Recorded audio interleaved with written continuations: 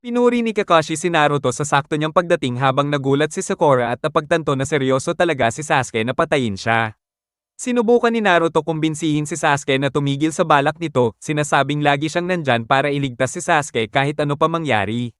Ngumiti si Sasuke at sinabing hindi niya kailangan ng pagliligtas at ang tanging gusto niya lang ay wasakin ang Konoha dahil sa ginawa ng Nayon sa Uchiha clan at puksain ang mga villagers na puro tawa at pangungutya lang ang binibigay sa kanya. Sinabi ni Naruto kay Sasuke na alam na niya ang totoo tungkol kay Itachi dahil ikinwento ni Tobi at naiintindihan niya mismo ang gustong gawin ni Sasuke na ikinagulat ni Kakashi at Sakura. Pinaalala ni Sasuke kay Naruto na wala naman itong magulang o kapatid kaya hindi nito kayang maintindihan ang nararamdaman niya. Gusto lang niya ng paghihiganti at sinabi niyang pinatay na niya si Danzo, isang matandang leader ng Nayo na responsable sa pagbagsak ng Uchiha clan at nararamdaman niyang nalilinis na ang pangalan ng kanilang angkan. Nagulat si Kakashi na si Sasuke lang mag-isa ang pumatay kay Danzo at naisip niyang ibang-iba na si Sasuke mula sa estudyante niyang dati sa Team 7 at isa na itong produkto ng Cycle of Hatred na umiikot sa Shinobi World. Bumuo si Sasuke ng Chidori at lumapit sa kanila habang gumawa si Naruto ng dalawang shadow clone bilang sagot. Pero hinarang ni Kakashi si Naruto at ang mga clone niya, sinabihan siyang kunin si Sakura at tumakbo na lang dahil ayaw niyang makita nila ang gagawin niya. Tinanong ni Naruto kung ibig bang sabihin ni Kakashi na papatayin niya si Sasuke pero naglabas lang si Kakashi ng lightning cutter at humarap kay Sasuke. Nanggigigil, pinahold ni Naruto si Kakashi gamit ang isang shadow clone habang ang isa ay nag-form ng Rasengan at sabay silang tumakbo ni Sasuke palapit sa isa't isa. Habang papalapit sila, naalala ni Naruto kung paano siya tinrato noong bata pa siya at naisip na pwede sanang nagkapalit sila ng posisyon, ini-imagine niya na siya ang may Chidori at si Sasuke ang pumipigil gamit ang Rasengan. Naalala nilang dalawa ang huli nilang laban sa Valley of the End habang nagbanggaan muli ang kanilang mga atake, nagtitigan sila ni Sasuke. Sa isip niya, sinabi ni Naruto kay Sasuke na pwede sana siyang naging katulad nito dahil minsan ding kinamuhian niya ang mga villagers dahil sa masamang pagtrato sa kanya at gusto rin niyang maghiganti noon. Pinagpapasalamat niya ang pagbabago ng kanyang pananaw kay Sasuke at Iruka na naging kaibigan niya, si Iruka na minsang nagligtas ng buhay niya laban kay Mizuki nang ibunyag ni Mizuki na siya ang vessel ng Nine Tails. Nagmuni-muni si Naruto kung gaano siya kasaya nang malaman niyang ulila rin si Sasuke at akala niya noon pwede silang mag-usap at magkaintindihan dahil doon, pero may malaking agwat sa galing nila kaya nagdesisyon siyang gawing karibal si Sasuke. Ngumiti siya at idineklara na mula noon, si Sasuke na ang naging goal niya.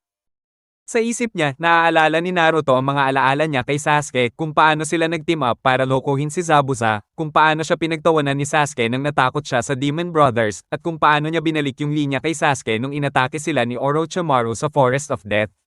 Naaalala niya ang masasayang moments nila, tulad nung nagtangka silang sumilip sa mukha ni Kakashi, pati na rin yung hindi magandang alaala ng laban nila sa Valley of the End.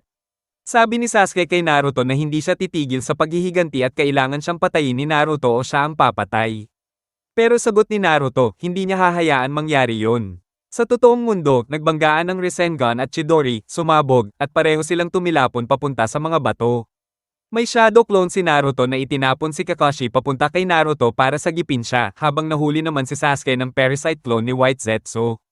Alam ni White Zetsu na hindi uurong si Sasuke, kaya pumunta siya kay Madara sa base nito, kung saan may bangkay ni Danzo at maraming Sharingan na nakaimbak.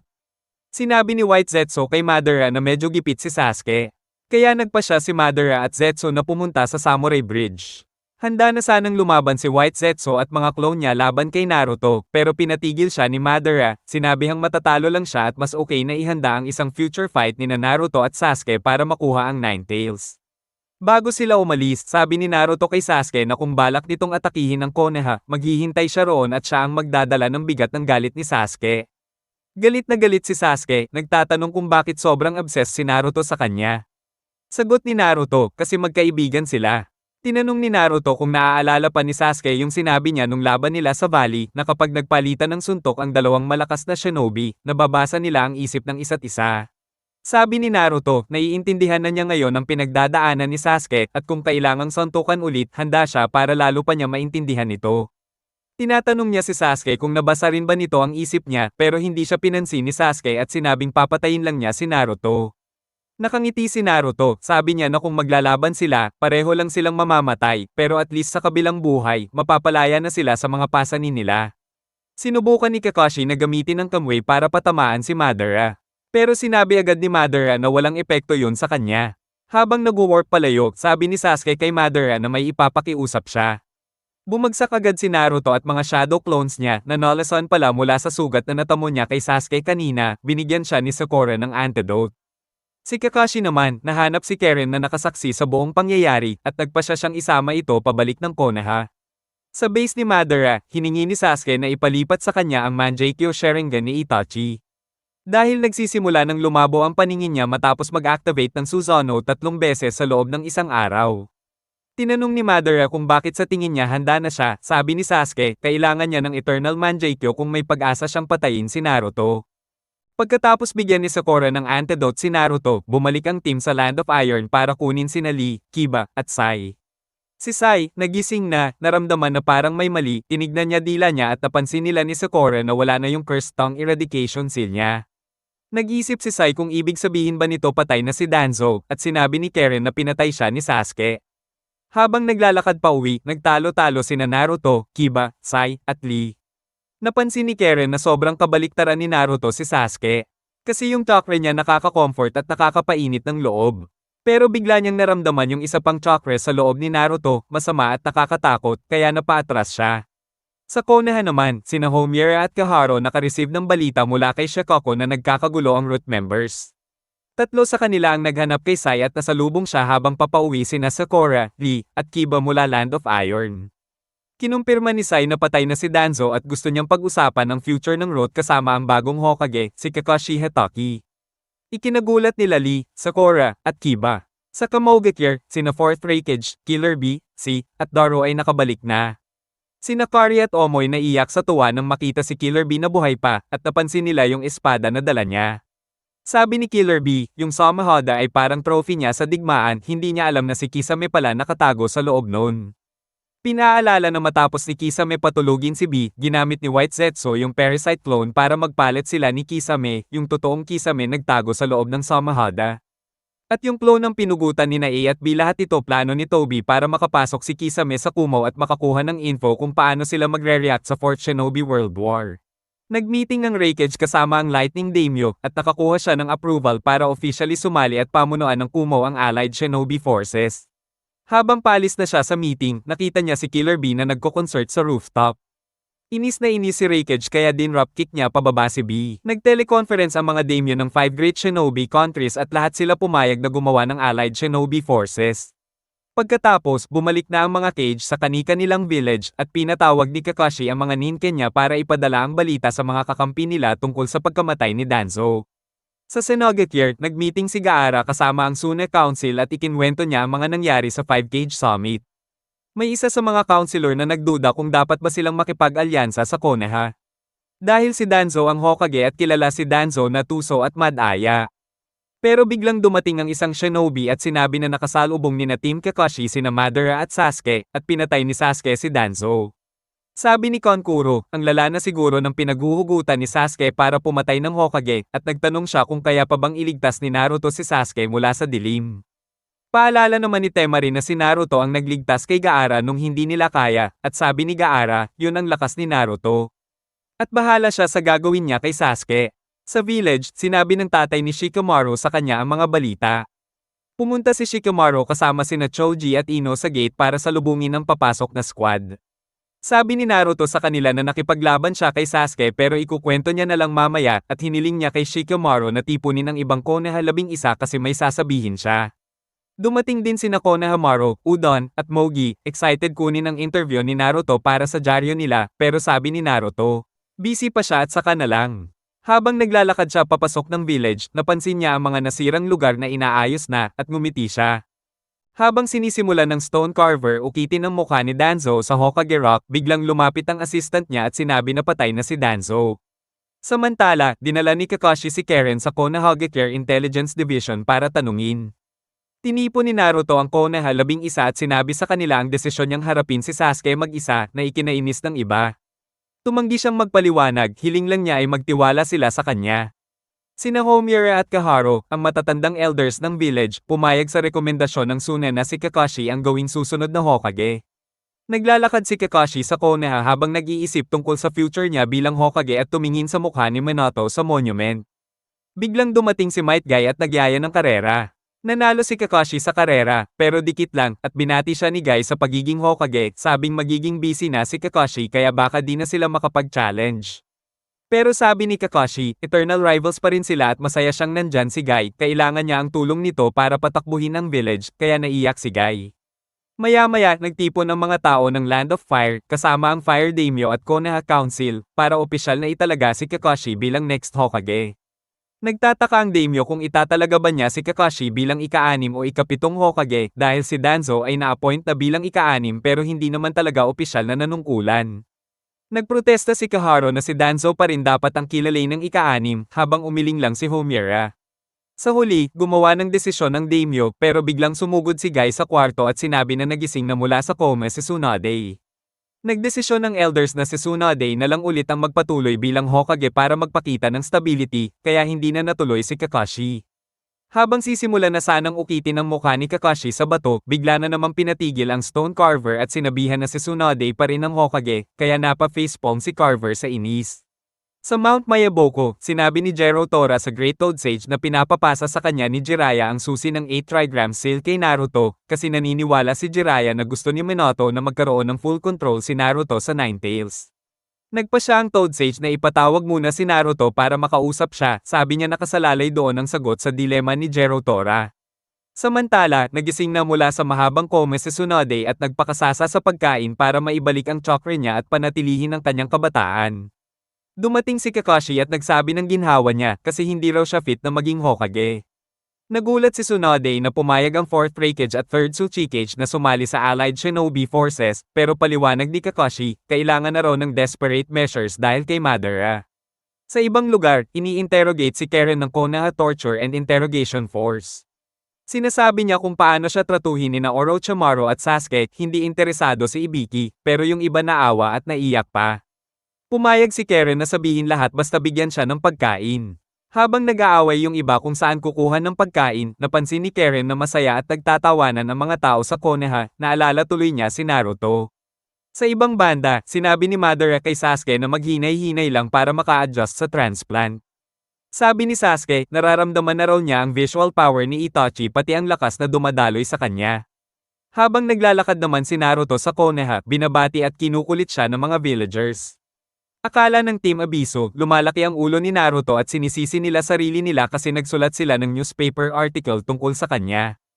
Hinabol nila si Naruto sa buong village, tinangka ni Konohamaru na i-stop siya gamit ang sexy technique, pero gumamit si Naruto ng multiple shadow clone technique para lituhin sila. Laking gulat niya nang nagawa rin ni Konohamaru ang harem technique. Sa huli, nakatakas si Naruto at tumakbo papunta sa bagong pwesto ng Ramen Ichiraku.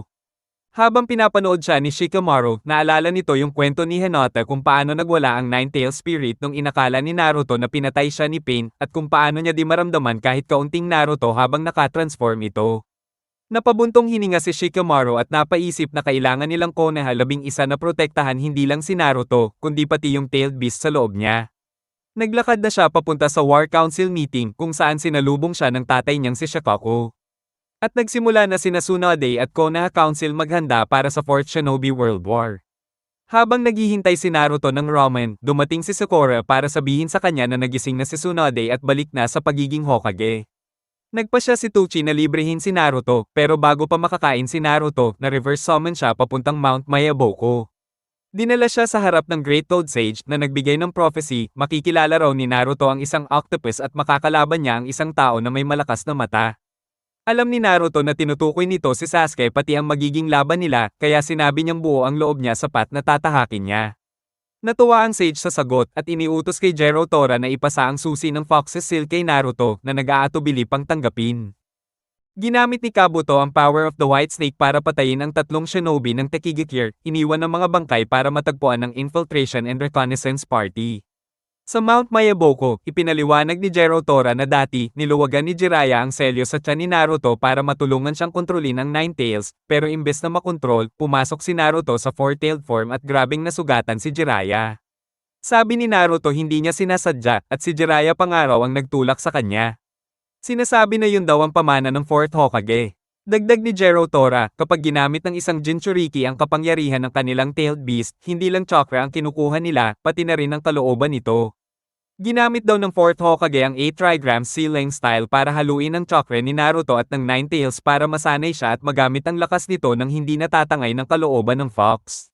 Nagmuni-muni si Naruto kung paano dati niya sinadya gamitin ang kapangyarihan ng Fox noong laban niya kay Orochimaru sa Tenchi Bridge.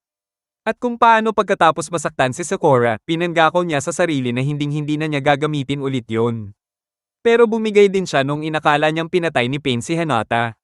Naalala niya ang sinabi ng tatay niya na sinilyohan ng Fox sa kanya kasi naniniwala itong makakaya niyang Eye Master ang kapangyarihan nito, at napangiti siya, sinasabi sa sarili na gagawin niya yon para sa tatay niya. Tinanggap ni Naruto ang misyon at pumirma sa kontrata, at ginamit ni Fukasaku ang Frog Kita para sipin si Gero Tora papasok sa bibig ni Naruto para itago siya. Nagpaalam na ang Great Toad Sage kay Naruto sa kanyang paglalakbay para hanapin ang octopus, at si Fukasaku naman ay nagdesisyong ibalik siya sa Konoha. Samantala, nagpakita si Kabuto kay Toby sa hideout nito, sinasabing narinig niyang kilala na raw ngayon si Toby bilang Madara Uchiha. Naalala ni Toby na si Kabuto ay dating spy ni Sasori, at bigla siyang umatake, tinawag si Kabuto na traidor sa Akatsuki. Ginamit ni Kabuto ang summoning Impure World Reincarnation para buhayin ang mga bangkay ni Itachi, Sasori, Deidara, Kakuzo, at Nagato. Nag-alok si Kabuto ng alyansa para sa paparating na 4th Shinobi World War, kung saan siya raw ang magbibigay ng reanimated corpses dahil siya lang ang marunong gumamit ng reincarnation technique. Kapalit nito, ibibigay ni Toby si Sasuke para gawing eksperimento. Tumanggi si Toby sa deal niya, pero ngumiti lang si Kabuto at nag-summon pa ng isang hindi ipinakitang bangkay, dahilan para magalit ng todo si Toby. Sa huli, pumayag na rin si Toby sa alok ni Kabuto kahit ayaw niya. Samantala, sinusundan ni Anko at ng kanyang team ang mga bangkay na iniwan ni Kabuto papunta sa hideout ni Toby. Nagmeeting si Tsunade kasama ang Konoha Council para sabihin kina Homura at Kaharo ang bigat ng banta ng Akatsuki, na pinamumunuan pala ni Madara Uchiha. Sa Kamogakyar, nagmeeting din ng Kumo Council para pag-usapan ng pagkuha ng impormasyon mula sa iba pang 4 na bansa. Nandoon din si Killer B, pero busy lang siya sa pag-improve ng rap lyrics niya, hindi niya alam na pinapanood pala siya ni Kisame gamit ang espada niyang Samahada. Sa Konoha, sinabi ni Tsunade kina Sakura, Shikamaru, at Kakashi na maghahanda na ang Allied Shinobi Forces para sa gyera laban sa Akatsuki. Heartbroken si Sakura kasi baka makalaban nila si Sasuke, at sinabi ni Tsunade sa kanya na bantayan si Naruto. Biglang dumating si Shizune at sinabing nawala si Naruto mula sa Ramen Ichiraku.